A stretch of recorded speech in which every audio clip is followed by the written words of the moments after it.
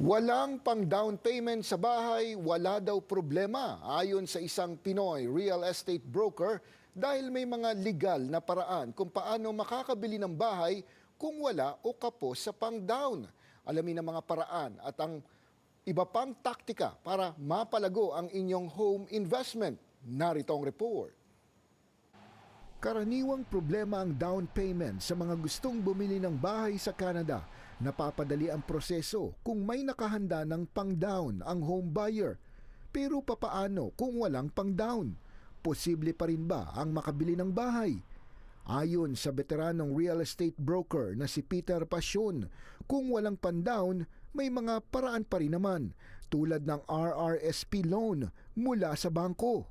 Ang akala nila, ang RRSP always must come from their savings. Ang totoo niyan, ang bangko mismo magbibigay sa inyo ng RRSP. It is a loan, but since bangko yun, maliit ang interest and magagamit mo after 3 months pang down payment ng bahay. Mas malaki niya ang ibibigay na RRSP loan kung mas malaki rin ang income na maipapakita mula sa sweldo o negosyo. Pero paano naman kung kulang ang pang-down payment? Ano ang pwedeng paraan? Para sa mga taong may kulang naman sa down payment, they can make use of the line of credit and RRSP loan as long as yung debt ratio is within the range na kinukwalify ng bank. All of these are legal. At kung may bahay naman na, ilang taon lang daw ang bibilangin at makukuha na rin ang tinubo ng inyong property. Kung meron na silang sariling tahanan na nakuha, and then tumagal sila ng mga 5 years, nagkakaroon na ng equity yung kanilang property. No? Kung let's say binili nila ng 300,000 ngayong araw na to, halimbawa ang property, it could become 450 in 5 years. And that is a very big possibility kasi mababa pa ang cost ng mga properties dito. And kung ano yung 80% na tubo noong property, pwedeng ipahiram sa kanila ng bangko uli to buy another properties.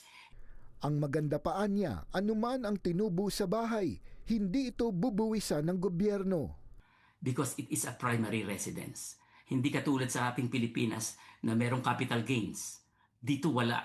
So it's a free money. No? Kesa umuupa ka, itinatapon mo yung upa at ikaw ang nagbabayad ng mortgage ng landlord mo.